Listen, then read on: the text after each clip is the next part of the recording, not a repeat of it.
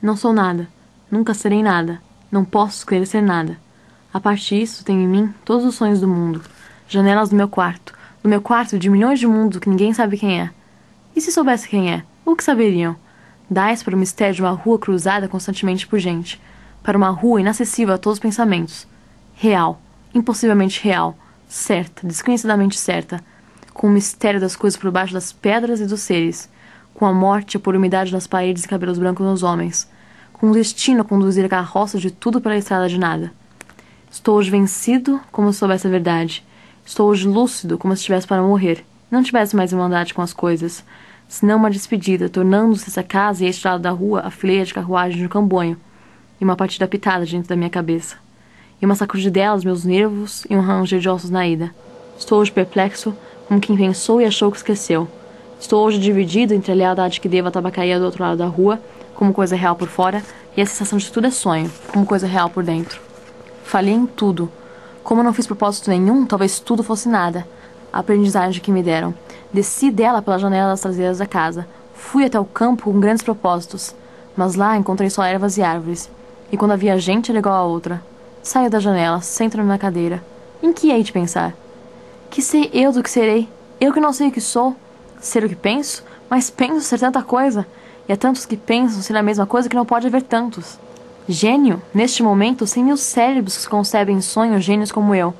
E a história marcará, quem sabe? Nenhum. Nem haverá senão estrume de tantas conquistas futuras.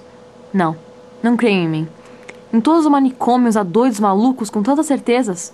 Eu, que não tenho nenhuma certeza, sou mais ou menos certo. Não, nem em mim.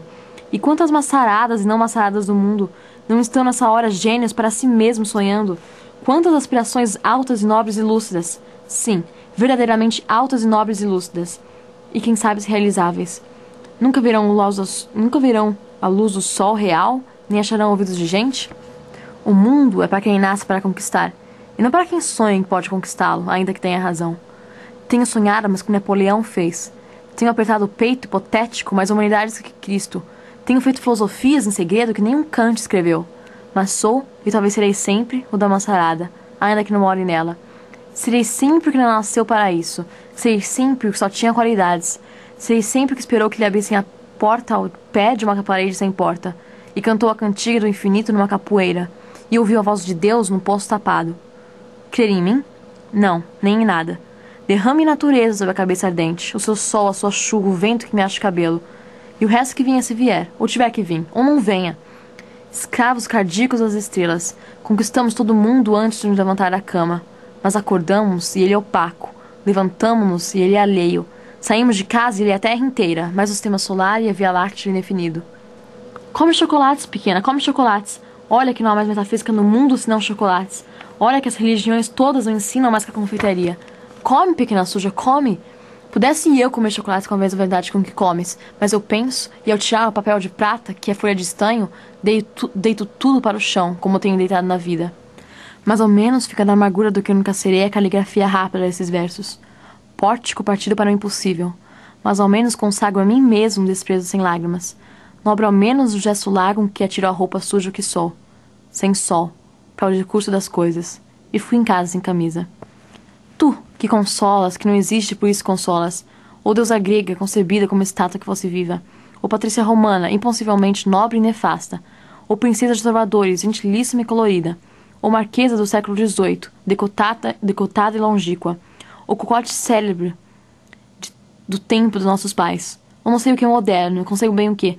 Tudo isso, seja o que for, que seja, se pode inspirar, que inspire. Meu coração é um balde despejado, como os que invocam espíritos, invocam a mim mesmo e não encontro nada. Chego à janela e vejo a rua com uma nitidez absoluta. Vejo as lojas, vejo os passeios, vejo os carros que passam. Vejo os entes vivos que cruzam, vejo os cães que também existem. E tudo isso me pesa como uma condenação um degredo. E tudo isso é estrangeiro, como tudo. Vivi, estudei, amei e até criei. E hoje não há mendigo que não inveje, só por não ser eu. Olho a cara dos andrajos, as chagas e a mentira, e penso. Talvez nunca vivesse, nem estudasse, nem amasse, nem cresces. Porque é possível fazer a realidade de tudo isso sem fazer nada disso. Talvez tenha desistido apenas, como um lagarto que encorta um rabo. E que é rabo para quem do lagarto remexidamente. Fiz de mim o que não soube. E o que podia fazer de mim, não o fiz. O dominó que vestia era errado.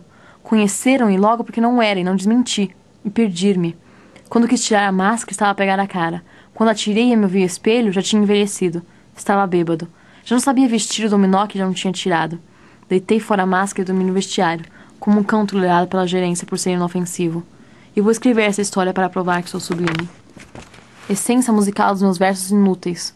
Que me dera encontrar-te como uma coisa que fizesse, e não ficasse sempre de fronte da vagaria de defronte, calcando aos pés a consciência de estar existindo, como um tapete que o bêbado tropeça, ou um capacho que os ciganos roubaram e não valia nada. Mas o dono da tabacaria chegou à porta e ficou à porta.